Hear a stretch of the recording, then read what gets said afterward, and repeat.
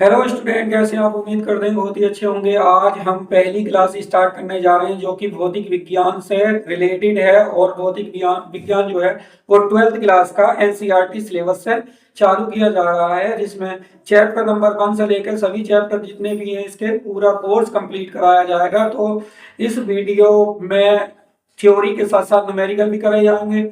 और जो भी आपके दोस्त हैं सभी तक इस वीडियो को ज़्यादा से ज़्यादा पहुंचाने की कोशिश करें ताकि इस वीडियो से सभी स्टूडेंट अच्छे से लाभ उठा सकें। तो वीडियो को शुरू करने से पहले चैनल को सब्सक्राइब कर लें, वीडियो को लाइक कर लें। चलते हैं वीडियो की ओर, देखते हैं कि पहला चैप्टर में क्या क्या टॉपिक है और टॉपिक क्लियर करने के बाद उसे थ्योरी से समझाएंगे। उसके बाद हम न्यूमेरिकल भी करेंगे। देखते हैं क्या है पहला टॉपिक। पहले टॉपिक इसका ये है कि वैद्युत आवेश किसे कहते हैं, यह कितने प्रकार का होता है। फर्स्ट टॉपिक में ये है। सेकंड टॉपिक ये कह रहा है कि वैद्युत आवेश के गुण। भाई आवेश तो है, आवेश के गुण क्या हैं। फिर उसी के बाद नेक्स्ट टॉपिक है वैद्युत आवेश से निकलने वाली बल रेखाओं के गुण। धीरे धीरे सिलेबस को कंप्लीट करते चले जाएंगे और हर एक टॉपिक एक दूसरे टॉपिक से रिलेटेड है, तो इस वीडियो को अच्छे से लाइक और शेयर करते चलें। अगला टॉपिक है इसमें 4 वैद्युत आवेश का संरक्षण नियम। ये सब वैद्युत आवेश से ही रिलेटेड टॉपिक हैं जो कि साथ हैं और एनसीईआरटी से लिए गए हैं। बहुत ही बेहतरीन सिलेबस चलने वाला है, तो इस वीडियो को लाइक जरूर करते रहें और इसकी बिल्कुल ना करें, अपने दोस्तों तक इसे जरूर पहुंचाएं और चैनल को सपोर्ट करते चलें। देखते हैं पहला हेडिंग क्या कहता है कि वैद्युत आवेश। टॉपिक नंबर 1 है वैद्युत आवेश क्या है। तो वैद्युत आवेश क्या है? वैद्युत आवेश कुछ पदार्थ होते हैं, जैसे कि मान लेते हैं एक क्षण मान लेते हैं ऐसे कि, और एक क्षण किसी कुछ पदार्थ मान लेते हैं, 3-4 क्षण मान लेते हैं। इसमें मान लेते हैं एक लोहा मान लेते हैं, चांदी मान लेते हैं, चांदी की छड़ मान लेते हैं, और इसको आबनूस की मान लेते हैं, आबनूस आबनूस, और इसको कांच की मान लेते हैं।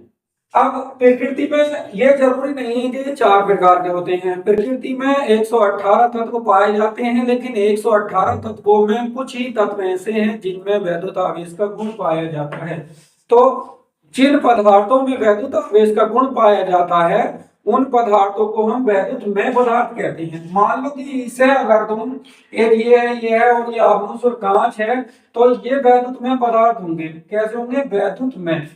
वैद्युतमय पदार्थ यानी कि जिनके अंदर वैद्युत आवेश का गुण हो सकता है उत्पन्न, उन्हें वैद्युतमय पदार्थ कहते हैं। इसकी डेफिनेशन कैसे होगी? इसकी डेफिनेशन ऐसे होगी, जब प्रकृति में कुछ पदार्थ इस प्रकार के होते हैं जिन्हें आपस में रगड़ा या घिसा जाए किसी दूसरे पदार्थ से, तो उनमें एक प्रकार का गुण आ जाता है जिसके कारण वह पदार्थ छोटे छोटे तिनके, धूल के कण, मिट्टी के कण को आपस में चिपकाना शुरू कर देते हैं और पदार्थ में आए इस गुण को ही क्या कहते हैं? हम वैद्युत आवेश कहते हैं। इलेक्ट्रिक चार्ज, इसको इंग्लिश में इलेक्ट्रिक चार्ज बोला जाता है। इलेक्ट्रिक चार्ज, तो ये हमने डेफिनेशन बता दी है। तो ऐसे हमने यहाँ पर 4 एग्जाम्पल लिए गए हैं। जबकि इसे किसी भी पदार्थ से घिसोगे या रगड़ोगे तो इसमें कोई भी गुण नहीं आएगा। मान लेते हैं कि एक कपड़ा ले लेते हैं, मान लेते हैं ये रेशम का कपड़ा है, रेशम का कपड़ा है, और जब इससे घिसेंगे तो इसमें कोई भी चार्ज नहीं आएगा, इससे घिसा तो भी इसमें कोई चार्ज नहीं आएगा। इससे घिसते हैं तो आबनूस की छड़ जो है एक अचालक धातु से बनी है, तो अचालक धातु पर निगेटिव चार्ज आ जाता है, और जबकि जिससे घिसा है उस पर पॉजिटिव चार्ज आ जाता है, पॉजिटिव चार्ज आ जाता है। इसी प्रकार ये प्लास्टिक की, कांच की जो छड़ है, कांच एक धातु होता है, लेड होती है, लेड की जो छड़ होती है उस पर धातु पर हमेशा पॉजिटिव चार्ज आता है, और इस रेशम के कपड़े या किसी और से अन्य धातु से रगड़ोगे तो इस पर अपोजिट चार्ज आ जाएगा। इस प्रकार जब ये आवेशित हो जाएंगी, चार्ज का आना ही क्या कहलाता है? वैद्युत आवेश कहलाता है। और अब इसे किसी भी, इस छड़ को किसी तिनके वगैरह, दूध के कणकी वगैरह जैसे इसे गुजार दें हम, इस छड़ को इस माध्यम से गुजार दें, तो गुजारने के बाद छड़ पे कुछ इस तरीके के पॉजिटिव आवेश के कारण इससे क्या, तिनके वगैरह कुछ चिपक जाएंगे कण। तो ये आवेश के कारण ऐसे इस छड़ से चिपक गए, जबकि ये न्यूट्रल थी। और जैसे ही ये आवेशित थी, मान लो सपोज करो ये आवेशित थी, और आवेशित छड़ को जैसे इस माध्यम से गुजारा जिसमें धूल, मिट्टी, तिनके आदि के कण होते हैं, तो वो उससे चिपक जाते हैं। जैसे ही हम इस छड़ को जैसे ही इस क्षण को हम ये तिनके वगैरह हटा देते हैं तो ये तिनके वगैरह अलग को चले जाते हैं, मान लो सपोज करो इस तरीके से, तो ये क्या हो जाते हैं, ये न्यूट्रल हो जाती है। क्यों? क्योंकि ये कण वही चिपकते हैं जो अपोजिट वाली क्षण होती है। यानी कि मान लो एक पर पॉजिटिव चार्ज है तो निगेटिव वाले कण इससे चिपक जाएंगे, और ये निगेटिव वाली क्षण या पदार्थ है तो इस पर पॉजिटिव वाले कण चिपक जाएंगे। जैसे ही हम इसे साफ करेंगे तो ये वाले कण जिनमें इलेक्ट्रॉन का कोष खाली था वो पूरा हो जाएगा और वो क्षण न्यूट्रल हो जाएगी। फिर इसे दोबारा खींचोगे तो फिर दोबारा यही प्रक्रिया हो जाएगी। तो इसी से दूसरा नियम क्लियर होगा हमारा, इसी से दूसरा नियम भी क्लियर हो जाएगा जो कि हमने अभी तुम्हें क्या बताया वैद्युत आवेश होता है। अब चलते हैं वैद्युत आवेश कितने प्रकार का होता है। तो वैद्युत आवेश कितने प्रकार का होता है, यहाँ पे देख लिया, एक पॉजिटिव है और एक नेगेटिव है। तो इससे पता चलता है वैद्युत आवेश हमारा दो प्रकार का होता है। यानी कि एक होता है धनावेशित आवेश, यानी कि इसको दो भागों में बांटा गया है, यहीं से लिख देते हैं। पहला भाग होता है धनावेशित आवेश, धनावेशित आवेश यानी कि इसे कहते हैं positive charge, positive charge, positive charge. और दूसरा आवेश हो जाता है इसका ऋणावेशित चार्ज, ऋणावेशित आवेश यानी कि निगेटिव चार्ज, निगेटिव चार्ज। अब निगेटिव चार्ज क्या होता है, पॉजिटिव चार्ज जब पॉजिटिव पॉजिटिव आ जाते हैं तो पॉजिटिव चार्ज, और किसी पर निगेटिव निगेटिव आ जाते हैं तो ये निगेटिव चार्ज होता है। लेकिन इसकी कहने का मतलब ये है कि ये कब आता है। अब चलते हैं कि आवेश कब आता है, जब किसी धातु से, जब किसी धातु से, मान लो ये कौन सी छड़ थी, ये कांच की छड़ थी, और कांच की छड़ से इससे एक एक इलेक्ट्रॉन निकल कर भाग गया। मान लो सपोज करो एक एक इलेक्ट्रॉन निकल कर भाग गया इसका, तो इससे 3-4 इलेक्ट्रॉन निकल गए। तो सपोज करो जैसे ही इससे इलेक्ट्रॉन निकल कर भागेंगे तो उस क्षण पर तुरंत प्लस का चार्ज आ जाएगा, क्योंकि कोष खाली हो जाएगा, इसलिए प्लस प्लस प्लस चार्ज आ जाएगा। और ये क्या हो जाएगी, धनावेशित हो जाती है क्षण, क्या हो जाती है, धनावेशित हो जाती है। तो इससे क्या पता चलता है धनावेश कब आता है, जब किसी धातु की छड़ से इलेक्ट्रॉन बाहर चले जाते हैं तो उसका कोष खाली हो जाता है और उस पर धनावेश आ जाता है। इस प्रकार धनावेश उन्हीं पर आता है जिनसे इलेक्ट्रॉन बाहर की ओर चले जाते हैं या स्थानांतरित हो जाते हैं। अब निगेटिव चार्ज किस पर आता है, निगेटिव चार्ज उस छड़ पर आता है, मान लो या तो प्लास्टिक की छड़ हो, प्लास्टिक की हो या अमोनियम की हो, तो प्लास्टिक की छड़ को लेंगे तो इससे इलेक्ट्रॉन ये अट्रैक्ट कर लेगी, किसी से इलेक्ट्रॉन को क्या कर लेगी, अट्रैक्ट कर लेगी, अपनी ओर आकर्षित कर लेगी। तो इसमें कितने इलेक्ट्रॉन आ गए, मान लो 6 इलेक्ट्रॉन आ गए। तो जैसे ही इसमें 6 इलेक्ट्रॉन आ जाएंगे तो तुरंत उस छड़ पर निगेटिव चार्ज आ जाएगा। मेरे भाई इस पर 6 आए हैं तो सॉरी यहाँ पर 6 निगेटिव चार्ज आ जाएंगे, तो ये ऋणावेशित हो जाएगी। इस प्रकार यानी कि ऋणावेशित आवेश कब आता है, तो सिंपल थ्योरी हो जाती है कि जब कोई पदार्थ अपने बाह्य कोश में एक या एक से अधिक इलेक्ट्रॉन किसी दूसरे पदार्थ से ले लेता है तो इस प्रकार उस पर ऋणावेशित आवेश आ जाता है। तो क्या होता है, आवेश दो प्रकार का होता है और कैसे आता है वो मैंने समझा दिया है। अब इसमें बात ये आती है कि आवेश कैसे काम करता है। काम कैसे करेगा, यदि दोनों क्षण एक ही आवेश की हो, मान लो सपोज करो ये भी प्लस वाली है और ये भी प्लस वाली ही क्षण है, तो दोनों ही एक दूसरे को क्या करेंगी, प्रतिकर्षित करती हैं, प्रतिकर्षित करती हैं, यानी कि एक दूसरे को रिपेल करती हैं, दूर करती हैं। तो रिपेल कब करेंगी, जब वो सेम साइन के होंगे, यानी कि एक ही प्रकार का आवेश होने पर वो प्रतिकर्षण का बल काम करती हैं, उनके बीच में प्रतिकर्षण का बल लगाती हैं। अब ऐसे मान लेते हैं प्रतिकर्षण बल काम करता है तो जरूरी नहीं है कि प्लस दोनों, हो सकता है दोनों पर निगेटिव हो, यानी कि इस पर भी निगेटिव चार्ज हो जाए और इस पर भी निगेटिव चार्ज हो जाए, तो भी ये रिपेल करेंगे, एक दूसरे से कभी भी अट्रैक्ट नहीं होंगी। तो इसी कारण अब हम चलते हैं अगली थ्योरी, इसकी ये है, अगर दोनों पर ये भी प्रतिकर्षण का बल होगा और यदि दोनों पर अपोजिट साइन हो जाए, सपोज करो इस पर माइनस है, इस पर प्लस है और इस पर माइनस हो जाए, तो ये इसको आकर्षित करेगी, ये इसको आकर्षित करेगी और एक दूसरे से चिपक जाएंगी। तो ये आकर्षण जो हो रहा है, आकर्षित करने का बल ही वैद्युत आवेश कहलाता है। और ये बहुत ही छोटा बल होता है, जिसे लगभग 1.6 × 10⁻⁻19 कूलम का होता है। क्यों होता है, सबसे छोटा बल इतना होता है क्योंकि एक इलेक्ट्रॉन का जो आवेश होता है वो 1.6 × 10⁻⁻19 कूलम होता है। ये हम समझाने वाले हैं टॉपिक नंबर 6 में। अभी ये सब बताएंगे आगे चलेंगे, अभी हम केवल चार्ज की बात कर रहे हैं, जो कि आवेश की बात कर रहे हैं। अब ये आकर्षण और प्रतिकर्षण का काम करता है, मैंने आपको ये बताया अट्रैक्टिव फोर्स, तो ये आकर्षण बल काम करेगा। तो हमें पता चल गया है कि आवेश दो प्रकार के होते हैं और वो कैसे काम करते हैं, ये मैंने आपको समझा दिया अच्छे से। चलते हैं आगे और इनका स्क्रीन शॉट आप बोर्ड का लेके चलें ताकि इसके नोट्स अच्छे से तैयार कर लें, ताकि इसे रिवाइज करने में दिक्कत ना हो। वीडियो रिकॉर्डेड है, कभी भी बार बार इसे देख सकते हैं और अपने दोस्तों तक जरूर इसे लाइक और शेयर करते चले, ताकि हमारा भी मोटिवेशन बनता रहे। और जो भी इसमें मिस्टेक हो रही है, उम्मीद करता हूँ कि आप देखेंगे तो आपके सामने अगर आए तो उसे कमेंट्स में लिखें, और जो भी छूट जाएगा मैं उस पर वीडियो अगली बना के डाल दूंगा।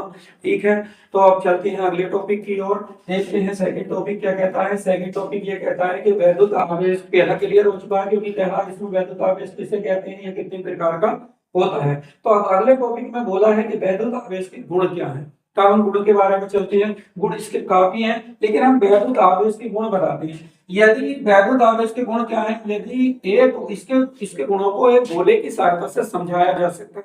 यदि किसी गोले पर धनावेश होता है तो उससे वैद्युत बल रेखाएं बाहर की ओर निकलती हैं, और ये जो वैद्युत बल रेखाएं होती हैं इस पर 90 डिग्री से कोण बनाती हैं, जिसे हम कहते हैं लंबवत, यानी कि लंबवत यानी कि 90 डिग्री से बाहर निकलती हैं। तो जब किसी आवेश पर या किसी गोले पर धनावेश होता है तो वैद्युत बल रेखाएं उससे कहां निकलती हैं, बाहर की ओर निकलती हैं। पहला गुण ये हो जाता है, आवेश का पहला गुण है ये। क्या है, यदि आवेश का पहला गुण क्या है कि जब किसी आवेश पर प्लस का चार्ज होता है तो उससे वैद्युत बल रेखाएं बाहर की ओर निकलती हैं, इसे आवेश का पहला गुण कहते हैं। दूसरा गुण ये है, यदि किसी पर आवेश पर निगेटिव चार्ज होता है तो वैद्युत बल रेखाएं उसके केंद्र की ओर आती हैं, आकर्षित होती हैं। वैद्युत बल रेखाएं उसके केंद्र की ओर आकर्षित होती हैं। अब क्या करना है, तो ये भी इसके लंबवत होती हैं, इसमें भी यही क्वालिटी है। प्रत्येक क्या होगी, लंबवत होगी, और ये सतत होगी। सतत का मतलब ऐसा है कि लगातार चलेगी, ये वैद्युत बल रेखाएं लगातार चलती हैं, इसलिए इन्हें सतत भी कहते हैं और लंबवत भी कहते हैं। अब दूसरा गुण, ये दूसरा गुण है वैद्युत आवेश का। तीसरा गुण क्या कहता है, दूसरा गुण। अब तीसरा गुण क्या है कि यदि दो आवेश एक जैसे हो जाएं, चाहे वो निगेटिव के हो जाए चाहे वो पॉजिटिव के हो जाए, तो उनसे निकलने वाली वैद्युत बल रेखाएं एक दूसरे से टकराती नहीं है। क्या होती है, वो एक दूसरे से टकराती नहीं है, वो बाहर निकलने वाले आवेश से मुड़ जाती हैं, बाहर निकलने वाले आवेश से मुड़ जाती हैं, एक दूसरे से टकराती हैं और मुड़ जाती हैं, जबकि एक दूसरे को काटती नहीं है। तो यहाँ पर इनके बीच में क्या हो जाता है, आवेश का मान क्या हो जाता है, शून्य हो जाता है, शून्य हो जाता है। जैसे कि हमने देखा होगा, कोई भी इलेक्ट्रिक का काम करने वाला कोई व्यक्ति होता है तो एक ही प्रकार के तार को हाथ से मोड़ देता है, प्लास की आवश्यकता नहीं होती है, क्योंकि एक ही प्रकार के तार में क्या होता है, नो अट्रैक्शन होता है, वो बिजली उसे करंट नहीं मारेगी और उसका शून्य रहता है आवेश का चार्ज, इसलिए वो हाथ से ही उसे मोड़ देता है, इसमें कोई टेंशन नहीं है। तीसरा गुण था हमारा, तो एक ही प्रकार का आवेश क्या करता है, वैद्युत बल रेखाओं को दूर करता है, जिससे उसके बीच आवेश का मान शून्य हो जाता है। जरूरी नहीं है कि ये निगेटिव में पॉजिटिव में हो, ये निगेटिव में भी हो सकता है, क्योंकि जैसे ही इसके अंदर कोई बाहर से बल रेखा आएगी तो सपोज करो ये इसमें भी आएगी, तो ये ऐसे करके ही आएगी, इस तरीके से ही आएगी, आपस में काट नहीं सकती है। इस तरीके से इनके अंदर वैद्युत क्षेत्र बल रेखाएं आती हैं, जबकि इनके बीच में भी क्या हो जाता है, वैद्युत क्षेत्र का मान शून्य हो जाता है। तो एक ही प्रकार के आवेशों के लिए इस वैद्युत क्षेत्र का मान क्या होता है, शून्य होता है, और वो एक दूसरे को क्या नहीं करती है, वैद्युत बल रेखाएं काटती नहीं है। तो ये दूसरा गुण, तीसरा गुण है। इसका चौथा गुण ये है कि अगर एक गोले पर प्लस का चार्ज हो जाए और दूसरे गोले पर माइनस का चार्ज हो जाए तो वैद्युत बल रेखा प्लस वाले से बाहर की ओर निकलती है, दिखाया गया है इसमें, और माइनस वाले के अंदर की ओर आती है। तो सीधा सीधा ये हो जाता है, एक प्लस एक माइनस होता है तो प्लस से निकलने वाली वैद्युत बल रेखा माइनस की ओर चलती है और समाप्त हो जाती है, माइनस की ओर चलती है और समाप्त हो जाती है, समाप्त हो जाती है। तो ये चौथा गुण है इसका। इस प्रकार इसके 4 गुण हैं जो बहुत ही अच्छे से मैंने क्लियर कर दिए हैं। अब चलते हैं हम इससे अगले टॉपिक की ओर। अगला टॉपिक ये कहता है कि वैद्युत बल रेखा जो निकल रही है किसी आवेश से, उनके गुण क्या होंगे, बल रेखाओं के गुण। तो बल रेखा के गुण हमने अभी पढ़े थे कि किसी आवेश से जब वैद्युत बल रेखा निकलती है तो बाहर निकलती है, प्लस से बाहर की ओर चलती है, बाहर की ओर चल रही है, नहीं चल रही है। तो ये पहला गुण हो गया कि वैद्युत बल रेखा, वैद्युत बल रेखा क्या होता है, लंबवत होती है, लंबवत और बाहर की ओर निकलती है, बाहर निकलती है, निकलती है यदि आवेश प्लस का है तब ऐसा होगा। और लंबवत भी होती है, लंबवत का मतलब 90 डिग्री पर निकलती है। दूसरा गुण है माइनस का चार्ज है, माइनस से अंदर की ओर जाती है, अंदर की ओर जाती है, अंदर की ओर जाती है माइनस वाले से। जैसे कि ये माइनस का चार्ज बना दिया, इस पर अंदर की ओर आ रही है। तो वैद्युत बल रेखा बहुत अच्छा आसानी से ज्ञात हो जाएंगी, याद हो जाएंगी और ज्ञात भी की जा सकती है। इनको केवल देखा नहीं गया है, एनसीईआरटी के हिसाब से इन्हें महसूस किया जाता है और इन्हें देखा नहीं जा सकता। इसका प्रयोग परीक्षण आवेश के द्वारा किया जाता है। ठीक है, छोटा आवेश है बहुत ही। तो अब चलते हैं तीसरा, वैद्युत बल रेखा के आवेश के जो निकलने वाले गुण है वो तीसरा क्या है कि यदि बल रेखा एक दूसरे को कभी नहीं काटती है, बल रेखा एक दूसरे को कभी भी नहीं काटती है, नहीं काटती है। तो कैसे नहीं काटती है, हमने अभी बताया था ये वाला प्लस प्लस एक साथ कर देने से, तो इससे निकलने वाली बल रेखा इधर को भाग जाएगी और ये निकलने वाली इधर को भाग जाएगी, एक दूसरे को कभी नहीं काटेंगे, इस तरीके से बाहर की ओर निकल जाती है, काटती नहीं है। तो वैद्युत बल रेखा एक दूसरे को काटती नहीं है। और क्या होता है इसमें तीसरा पॉइंट ये है, वैद्युत बल रेखा एक दूसरे के समांतर होती है। वैद्युत बल रेखा क्या होती है, एक दूसरे के, वैद्युत बल रेखा क्या होती है, वैद्युत बल रेखा एक दूसरे के समांतर होती है, एक दूसरे के समांतर होती है। तो हम निकालेंगे, यहाँ पर शॉर्ट फॉर्म में लिख सकते हैं, गोले से निकलती है तो क्या होती है, लंबवत होती है, और ये क्या करती हैं, बाहर की ओर निकलती हैं। इससे शॉर्ट फॉर्म में लिख सकते हैं, गोले के केंद्र की ओर आती हैं और ये भी लंबवत होती हैं। ये एक दूसरे से दूर जाती हैं लेकिन क्या होती हैं, कभी नहीं काटती हैं, काटती नहीं कभी। और इसे लिख सकते हैं एक दूसरे के समांतर होती हैं, तो ये एक दूसरे के समांतर होती है, जरूरी है कि ऐसे होंगी, एक दूसरे के समांतर होती है। तो ये 4 आवेश के गुण हैं जो हमने अच्छे से समझा दिए हैं, वैद्युत बल रेखा के गुण और वैद्युत आवेश के गुण भी समझा दिए हैं। अब चलते हैं वैद्युत आवेश का संरक्षण नियम क्या है। यानी कि अभी हमने एक थ्योरी पढ़ी थी, इससे पहले वाली थ्योरी में देखा था कि कुछ पदार्थ ऐसे होते हैं जिन पर आवेश आ सकता है और कुछ ऐसे होते हैं जिन पर आवेश नहीं आता है। तो ये टॉपिक कहता है कि वैद्युत आवेश का संरक्षण नियम क्या है। तो संरक्षण नियम ये है, अगर हम ये कांच की छड़ ले लें, कांच की छड़ ले लें और एक रेशम का कपड़ा ले लेते हैं, जब इसे इससे घिसा जाता है, अगला जाता है, तो कांच की छड़ पर सपोज करो कि इस पर क्या है, प्लस का चार्ज आ जाता है, जो कि इस पर कितने चार्ज है, 6। तो ये कांच रेशम के कपड़े पर भी कितने, जितने पॉजिटिव आएंगे उतने ही निगेटिव आएंगे। ठीक है, इस गुण को ही कहते हैं वैद्युत आवेश का संरक्षण। क्यों? क्योंकि वैद्युत आवेश को ना तो उत्पन्न किया जा सकता है ना ही नष्ट किया जा सकता है, जैसा ऊर्जा का नियम है, और एक वस्तु से दूसरी वस्तु में ट्रांसफर किया जा सकता है। सपोज करो इससे कोई तीसरी निगेटिव वाली प्लास्टिक की छड़ को, इसे प्लास्टिक की छड़ से इसे संपर्क करा दें, छड़ से इसे संपर्क कर दें, तो क्या होगा, मान लो प्लास्टिक की छड़ ये है और इस पर निगेटिव है और इस पर सपोज करो इस पर पहले से ही पॉजिटिव चार्ज है जो कि 6 है।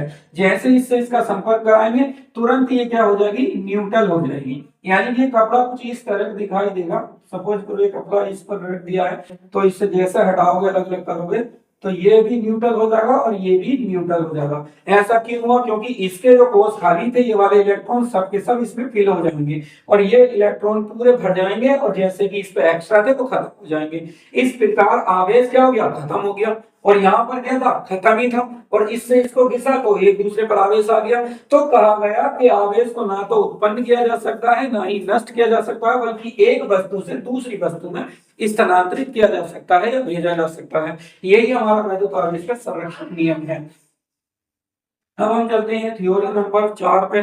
4 थ्योरी क्या कहती है कि वैद्युत आवेश का संरक्षण नियम, ये हमारा क्लियर हो चुका है, अभी कराया हमने। वैद्युत आवेश की योज्यता से आप क्या समझते हैं? तो ये कहा है कि योज्यता क्या है भाई, एक कोई भी निकाय, सपोज करो ये एक क्या है, निकाय दे देते हैं, निकाय। तो वैद्युत आवेश की योज्यता क्या है, जैसे कि अब मैं निकाय तुमको समझा देता हूँ क्या होता है।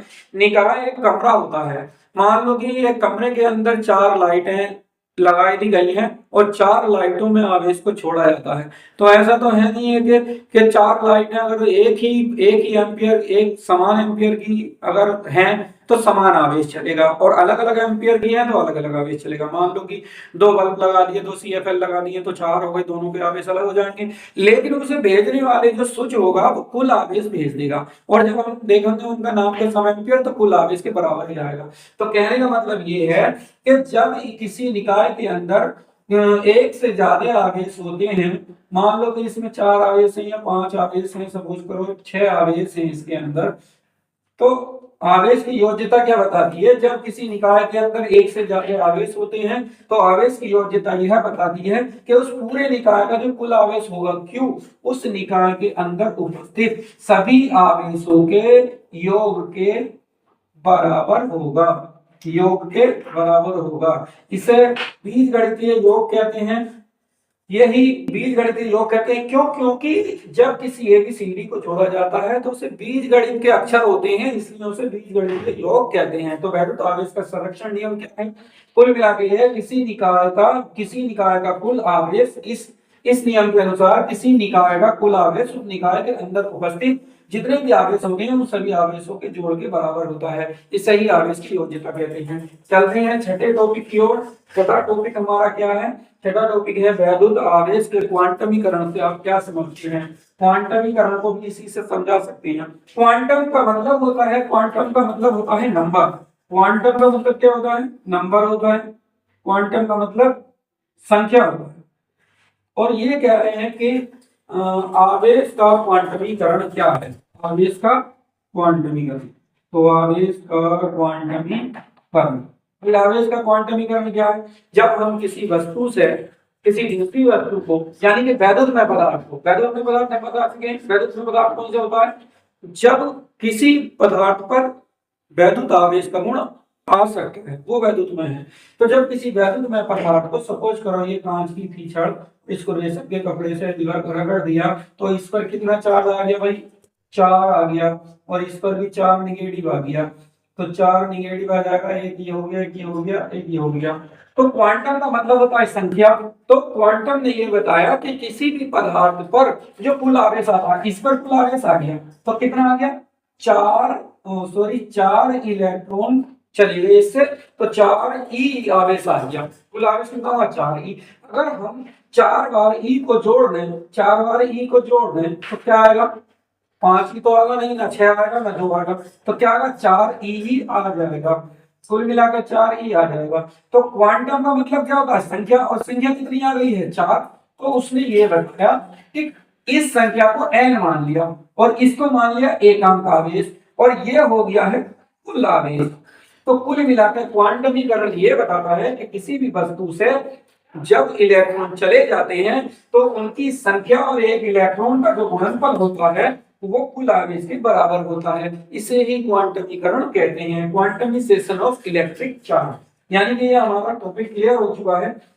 इसे क्यू से प्रदर्शित करते हैं और इसको मैथ के रूप में Q बराबर N गुणा E से लिखा जाता है। E क्या है? एक इलेक्ट्रॉन का आवेश। अब हम निकाल के दिखाते हैं कुल आवेश। मान लो इससे 4 इलेक्ट्रॉन चले जाते हैं और एक इलेक्ट्रॉन का आवेश 1.6 × 10⁻⁻19 कूलम होता है, और 16 × 96 पॉइंट एक के बाद एक के बाद रख देंगे यहाँ पर, और ये हो जाएगा हमारा कूलम। इस जो छड़ पर है आवेश वो 1.6 × -19 कूलम का है, लेकिन हम अगर ये कुल आवेश देते तो हम बता सकते हैं कि कितने इलेक्ट्रॉन का आवेश है। तो ये जो कुल आवेश है, अगर हम इस कुल आवेश को एक इलेक्ट्रॉन के आवेश से अगर इसको भाग कर दिया जाए एक इलेक्ट्रॉन के आवेश से, तो ये पता चल जाएगा कि कितने इलेक्ट्रॉनों का ये आवेश है। तो ये पूरा पूरा आ गया, देखो पॉइंट से पॉइंट हटा दिया है, 16×6 = 96 होता है और 19 कट गई तो आ गया है 6। ये जो आवेश है वो 6 इलेक्ट्रॉनों का है। तो सॉरी यहाँ पर 16×4 = 64 होता, सॉरी गलती हो गई इसमें, 16×64 होता और यहाँ पर अगर हम 64 रख दें तो 16×64 4 आएगा। ठीक है, तो ये 4 इलेक्ट्रॉनों का स्पेस है। तो कुल मिलाकर ये थ्योरी यही कहती है कि जब किसी धातु से इलेक्ट्रॉन बाहर जाते हैं या उसके अंदर जाते हैं तो उस पर जो कुल आवेश आता है वो क्वांटमीकरण के अनुसार ही उस पर कुल आवेश होता है। क्वांटमीकरण का मतलब ये है कि उसके अंदर कितने इलेक्ट्रॉन है और एक इलेक्ट्रॉन से गुणा कर देंगे तो उसका कुल आवेश बन जाएगा। चलते हैं आखिरी थ्योरी की ओर, जो कि हमारी प्रेरणा द्वारा आवेश है और वो इस तरीके की थ्योरी है जिसे वैद्युत आवेश आज पूरा क्लियर कर दिया है। पहली वीडियो में हमने वैद्युत आवेश को बहुत अच्छे से समझाया है, जो कि केवल वैद्युत आवेश से रिलेटेड टॉपिक हैं। अब इससे आने वाले कुछ नियम होंगे, कुछ फॉर्मूले, कुछ सूत्र होंगे, तो उसको सिद्ध करके देखेंगे। अब प्रेरण द्वारा आवेश समझते हैं। प्रेरण द्वारा आवेश क्या है? प्रेरण का मतलब होता है किसी के द्वारा आया गया आवेश।